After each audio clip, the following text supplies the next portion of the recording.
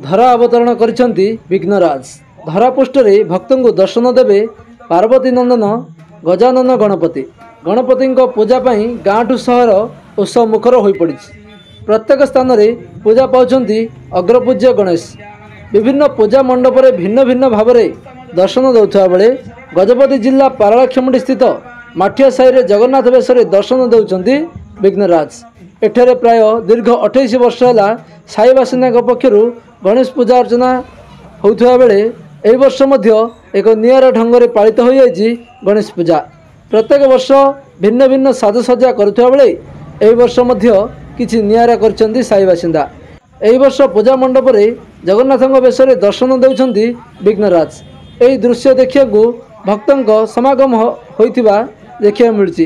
कारण गोटे मंडप रे जगन्नाथ और गणेश दर्शन मिलवा बहुत आनंददायक होइथिबा बेले एठारे संध्या समय भक्तों समागम होउछि। पूजा कमिटी सूचना अनुसार से प्रत्येक वर्ष गणेश पूजा अर्चना करती। एही वर्ष मध्य गणेश पूजा पाई स्थिर कले। मनरे जगन्नाथ भाव आसवा पर जगन्नाथ और गणेश को एकाठी थापिले एवं जगन्नाथ और गणेश दर्शन पाई बहु श्रद्धालु संध्या समय माठिया साई रे पहुँची चाल छपर दृश्य सांगू जगन्नाथंकर यही प्रतिमूर्ति भक्तों को बहु आकृष्ट करछि एवं बेस चकित मध्य करछि। ना वीडियो बाइट नहीं जाओ नहीं जाओ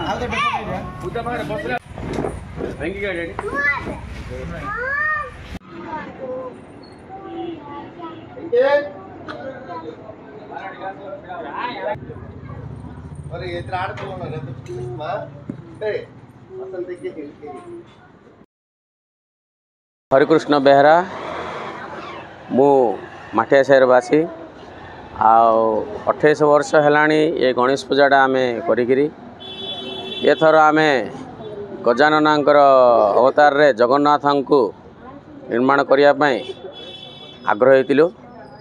से कमिटी रे समस्ते इच्छा कले दु प्रकार आम देखा भगवान को सियाड़े जगन्नाथ इे गणेश महाप्रभु को देखा वाले इच्छा कलु।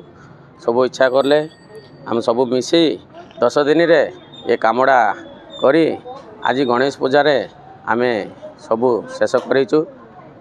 समस्त 28 वर्ष है माठिया सारे गणेश पूजाटा चली। एथर टे भिन्न भाव में करिया बोली ये कनसेप्ट रे करलु। भिड़ लोक होचंदी आकर्षित होचंदी सबू इच्छा करचंदी आसुचंदी दर्शन नौचंदी भगवानଙ୍କର। बहुत खुशी लगुच आम समस्त कमिटी को आमर कष्टा भल लगे लोक बहुत खुशी लगुच।